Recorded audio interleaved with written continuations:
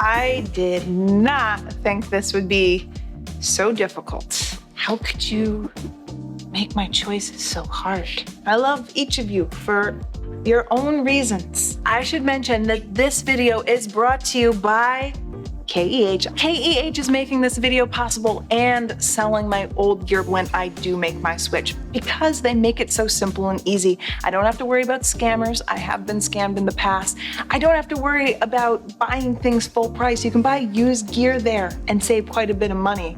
Thank you, KEH. About a few months ago, I decided that I wanted to take a break from my D850 for a little bit and give the mirrorless world a try. Tony had the A7R3. I've always kind of liked using it, and I thought, maybe I should give it a go and see if the A7R3 should be my primary shooter, because I didn't want to get left behind now that mirrorless seems to be making all of these advances. Before I reveal which camera I chose, I want to make it clear, I don't think you can go wrong with either camera. They're both fantastic. I love the D850, I love the Sony A7R3, but I chose one for very specific reasons. Let's take a look back on my other videos and what I said about these cameras. My first impression was that the Sony was lighter and it had the EVF and USB-C charging. It had some features that made it easier. I loved that I could just look through the viewfinder and see what I was going to get.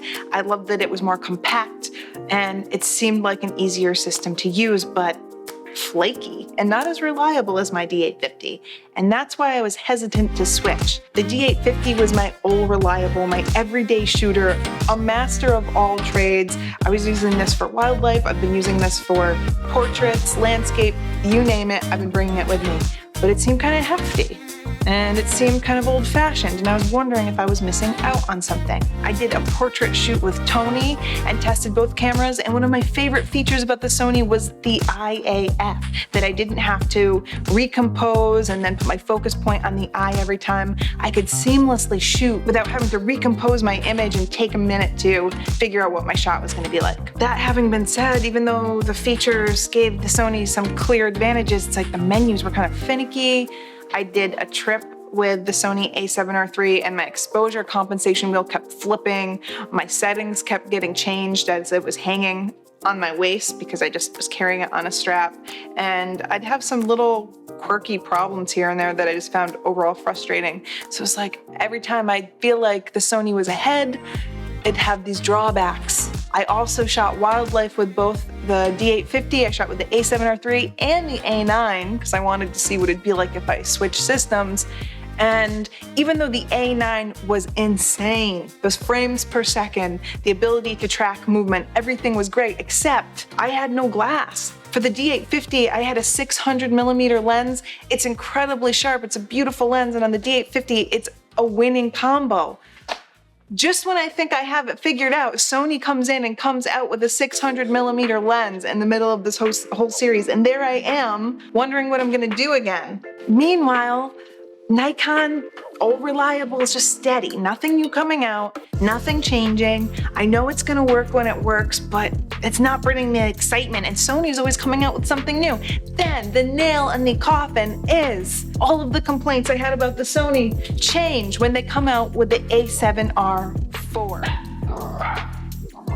Why does my dog sound like a dog? The UPS guy.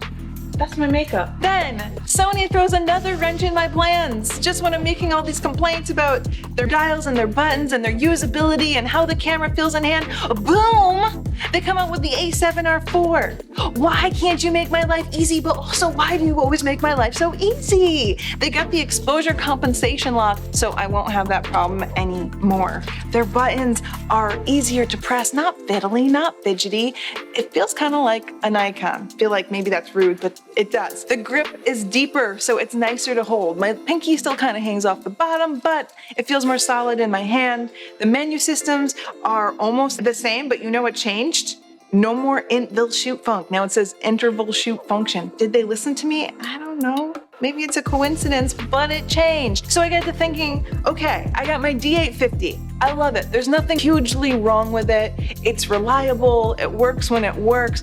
but it's not exciting. I don't get firmware updates. It's not the future. And then I have Sony over here. Sometimes we don't get along. Sometimes I'm a little mad at the menu system, but just when I have an issue, they're always listening and updating. And so I think it's clear at this point that my choice is the A7R3, possibly the A7R4. I still got to test it a little bit more. It is small, light, compact, the EVF, the USB-C charging, animal eye autofocus. They're always coming up with something new. This is the brand that I want to go into the future with. Not to mention, I didn't realize this, but their glass is actually sharper. And that's something that I learned while doing this project, is that I thought that the Nikon glass would be sharper and I'd be leaving behind superior glass. I was wrong. The Sony glass has actually been better. I know a lot of you are going to ask, why not the Nikon Z system? I made a whole video on that, so you can check that out. I'll put it in the description below. What do you think about my decision? It's trash, right? I'm real dumb. I know people are gonna say that. Don't you think I made the right choice? How can I go wrong by betting on the future? I'm so excited about this camera. Comment down below with your questions and comments. Don't forget to call me a shill as your favorite.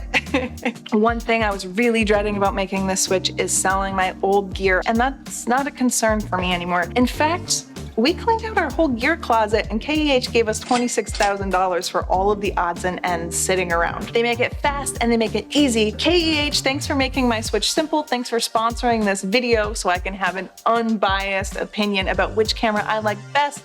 And thanks for offering your great services to everyone watching. Check out KEH. We have the link in the description below.